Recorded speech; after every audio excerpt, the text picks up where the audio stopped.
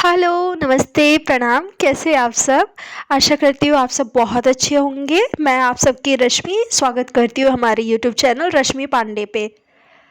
अरे! नहीं, नहीं, ये क्या बोल दिया मैंने? रश्मि पांडे नहीं, अभी हमारे चैनल का नाम दिल से बिहारन है, याद रखिएगा। और दिल से बिहारन चैनल का नाम क्यों रखा है, इसके पीछे भी एक स्टोरी है, जो कि फिर कभी मैं लेकर के आऊँगी। और आप जानना चाहेंगे तो ज़रूर लेकर के आऊँगी। फ़िलहाल परसों की वीडियो पे बात करते हैं। अभी 48 आवर्स भी नहीं हुए उस वीडियो को अपलोड किए हुए, एंड उस वीडियो पे काफ़ी अच्छा रिस्पांस मिला है आप सबका।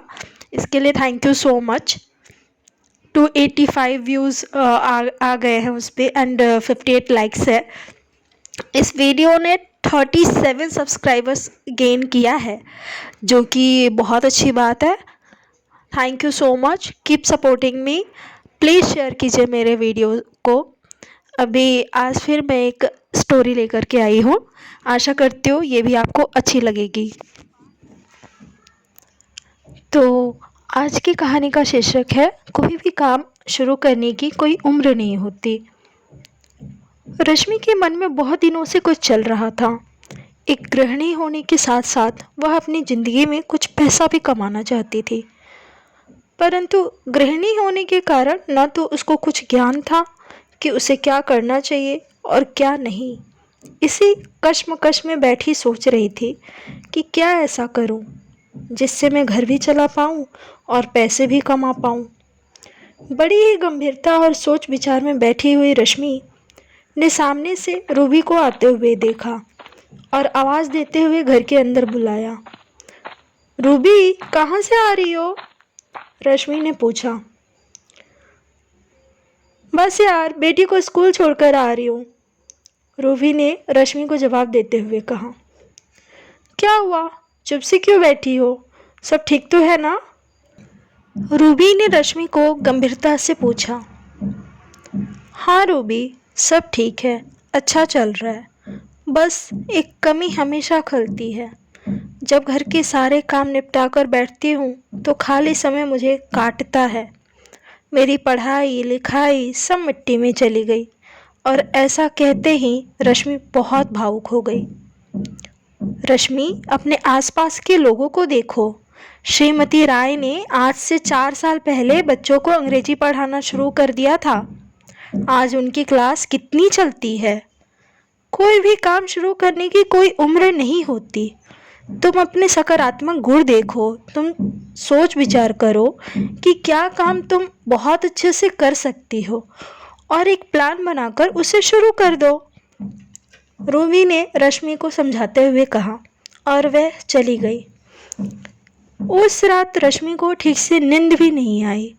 अपने चौपाया बेड पर लेटी रश्मि अपने कमरे की छत को एक टक से निहार रही थी, मानो वो छत से भी यह कह रही हो कि मुझे कुछ तो बताओ, मैं क्या करूं।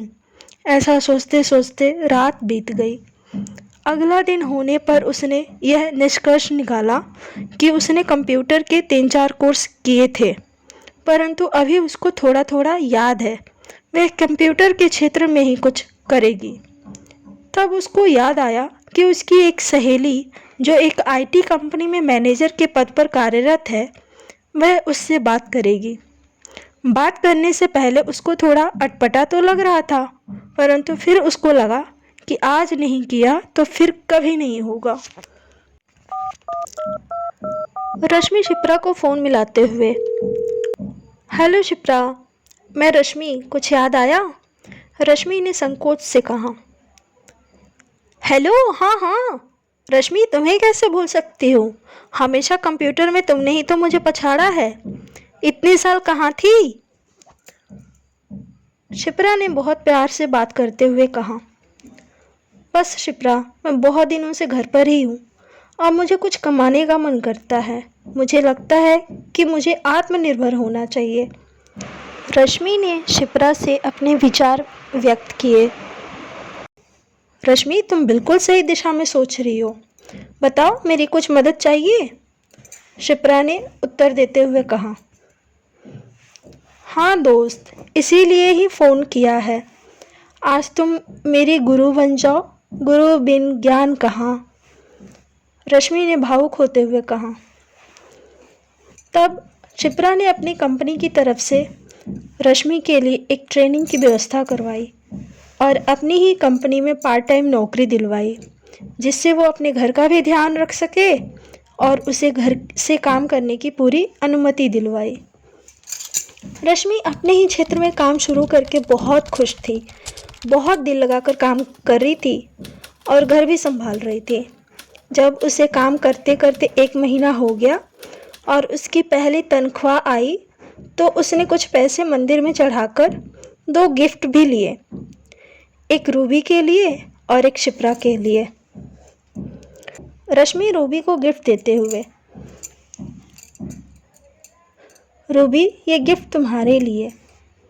अगर तुम मुझे सही राह नहीं दिखाती तो आज मैं यहाँ नहीं होती। और रूबी को गले लगा लिया। रूबी यह सुनकर बहुत खुश हुई और बोली, मैंने तो बोला था, परंतु तुमने किया भी तो है। मैं तुम्हारे लिए बहुत खुश हूँ। और फिर रश्मि शिप्रा को गिफ्ट देने ऑफिस पहुँची और गिफ्ट देते हुए बोली, शिप्रा, तुमने गुरु की तरह मेरा मार्गदर्शन किया है। मैं तुम्हारी शुक्रगुजार रहूँगी। यह छोटी सी भेंट तुम्हारे लिए। और भावुक हो उठी। शिप्रा ने उठकर रश्मि को गले लगाया और कहा, ऐसा कुछ नहीं है रश्मि, मैंने तो बस दोस्ती का फ़र्ज़ निभाया है। ऐसा कहकर दोनों हंसने लगी। चलो, तुम्हारी पहली तनख्वाह आने पर आज चाय पार्टी मेरी तरफ से। चलो चलो, खिलखिलाते हुए दोनों चल पड़ी। दोस्तों, यह कहानी सिर्फ एक रश्मि की ही नहीं है, हर उस गृहिणी की है जो आत्मनिर्भर बनना चाहती है। जब भी कभी आत्मनिर्भर बनने का ख्याल आए तो रश्मि की तरह कदम उठाना ना भूलें और शुरुआत करने में हिचकिचाए नहीं। आपका गुरु कोई भी हो सकता है, आपकी माँ, पापा, भाई, बहन, पति या कोई सहेली, क्योंकि गुरु बिन ज्ञान कहाँ।